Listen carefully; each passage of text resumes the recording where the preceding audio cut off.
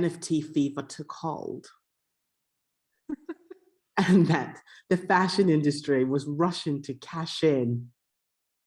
Some of them before even understanding what an NFT is, but felt that need, you know, as the young ones say, FOMO, that fear of missing out, took hold.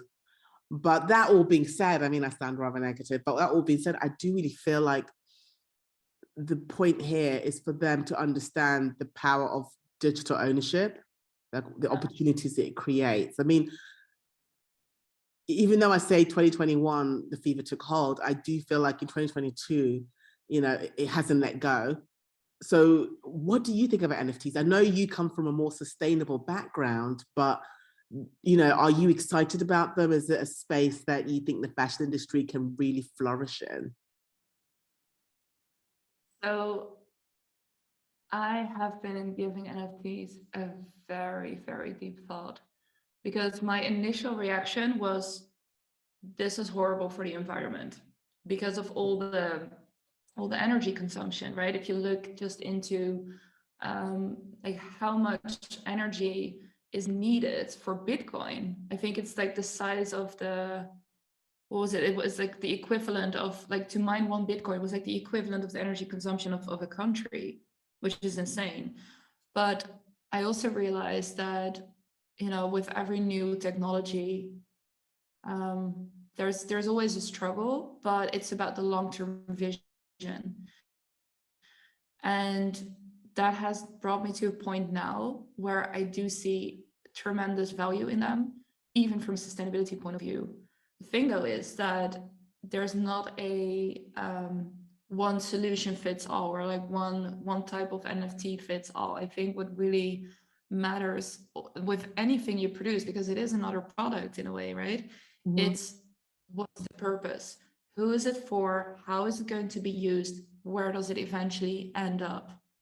And back to your point with, you know, like of everyone jumping on the bandwagon for, you know, just because there's FOMO, that's not a sustainable strategy. Far from it. What you should do instead is take it in, think about it, align it with your values as a company, as an individual, and then make a decision that feels right. I agree completely. I know a lot of fashion brands are kind of taking a bet that NFTs can be used as a powerful customer engagement tool. Yeah. So they're kind of looking at it like, how can I engage with my customer? And how can I use this innovation to connect with them? You know, yeah. A more recent example is the collaboration between Barbie and Balmain. Yeah. I mean, it's giving birth to the most weirdest collaborations. You're like, what? You know, but they kind of collaborated earlier this year and came out with a collection, I guess, that nobody saw coming. I feel like they were looking at it as well as a way to have a fun moment, in commas, and to kind of show that they are up to date with what's going on. You know, and I feel like it's part of they have this idea. I mean, the person who's the COO of Barbie, Mattel, the company, the parent company, basically said in a press release that, you know, they are rolling out their NFT strategy. Which gave me the kind of idea that they're just not, they're going to, you know, they're going to do a follow-up. They're going to stick with it. Well, I'm very certain of that, and I'll tell you why. Barbie is what you call VTuber. Oh. She's a virtual influencer. And like there's a website called virtualhumans.org. Mm-hmm. And they've been reporting on all things virtual influencers. And it's from there that I realized, wow, Barbie has, like, you know, they've done a complete what's the word, like recharacterization, or is that a thing? Overhaul. Overhaul. Exactly. Like from going from this like physical plastic toy that children play with to a virtual character that is actually empowering, like, I don't know exactly your audience is, but I think it could be anyone. Mm-hmm. So she's like, imagine Lil Michaela, mm-hmm. plus, the physical Barbie doll, and then that's Barbie as a VTuber, I would say. Wow, okay. I mean, Barbie's come a long way from when I had a Barbie. It's not always a bad thing. It's always good. I think it's always exciting when a company is unafraid to move with the times. I'm always saying this, that, don't get stuck on a year where you're the most successful. Yeah. Because as the rest of the world moves on, you're still there. And then you become kind of a bit more irrelevant, and then you disappear. So it's super, super important to always evolve. For sure. And that's the famous, startup quote, like, disrupt or die, or innovate or die, something like that. Yeah. Or no, sorry, adopt or die. Sorry, that's the quote. So you either adopt the new technology, but like make it work for you, right? Like, give it a purpose. Don't adopt it just to, as you say, like, keep up with the Joneses. Like, oh, I have that technology too now. No, like, what's the purpose? Why are you using it? What's the long-term vision for it? That is one of the biggest mistakes that I find brands do. Short-sighted, right? But I do feel like the NFT technology has literally opened the fashion industry to new possibilities. And, when you think about co-creation, collaboration, working with crypto native fashion brands, it is something that the industry, I feel like, will want to jump on board, because I think somebody once described it to me as the internet and the e-commerce, like this fear of, like, when e-commerce first came out, a lot of fashion brands were like, oh no, we do not do online. It's so downstairs. Nope. We got our brick and mortar stores, and that's how we sell, and that's how we connect with our customers. So a lot of them weren't really jumping onto that e-commerce bandwagon. And a few got left behind because of it. But now we're all into this new types of technologies, and NFTs being one of them. I feel like a lot of brands are scared to have that e-commerce moment of, like, being too late to the party. Yeah. And therefore, without knowing the role that this type of innovation can play in their business strategy, they are just gobbling it up. Yeah. I mean, it's a very simple, human explanation that change is scary, because we all love to be comfortable at the end of the day. True. But indeed, what you hinted at is that if, they've learned from the past that there was a point where they adopted too late, so they rather get in front of everyone else. And this is also something that I hear a lot, like, jump on board with NFTs before, because otherwise you're too late to the party. And I'm like, I don't care. I want to make a meaningful entrance. I don't necessarily want to be like first in line somewhere. I want to create something, like, that matters, that has a purpose, that is not, just thrown into the metaverse just for the sake of a digital footprint. Like, yeah, we were here, right? Because that brings me to something else, which is, what is the quality, like, what makes a good NFT, and what happens if it has no purpose, where it actually ends up as digital waste. This is a really good point.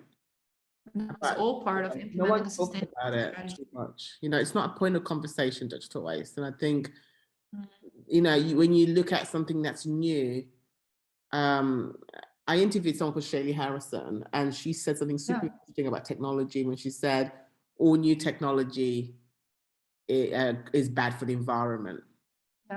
Yeah. And I was thinking, no truer words have been spoken. And it's kind of acknowledging that and realizing what we're going to do to make it better for the environment. So when you're talking about digital waste, I feel like it's a topic that isn't talked about enough, considering that we're all jumping onto this bandwagon. It should be definitely part of the conversation. I mean, I think so, but I think it's something people don't want to talk about, because why would you admit as a brand that you're creating digital waste, especially fashion brands who already have, have contributed majorly to the textile waste problem in the physical world, where digital fashion is evangelized as the solution to waste, right? To unnecessary waste. Then what if, when you're trying to pivot away from the physical world where you have been so wasteful into the digital one, but actually end up doing the same thing? That is the use of the wrong words. Instead of saying it's the silver bullet or it's something that will fix the problem, it basically is just a band-aid to the problem. Exactly. It's less damaging than fabric, but it's still damaging. Exactly. So that's why it's the same thing when you think about plastic pollution. When you see brands go, oh, we're using plastic pollution and we're recycling it, and we're creating these amazing drop tops and trousers and shoes. That's great, but that is not the be-all and end-all solution. Exactly. Yeah. That's a stopgap on our way to finding the be-all end-all solution. So when it comes to certain innovations, they are not the saviors at all, far from it. They're just better than what we have right now. Yeah.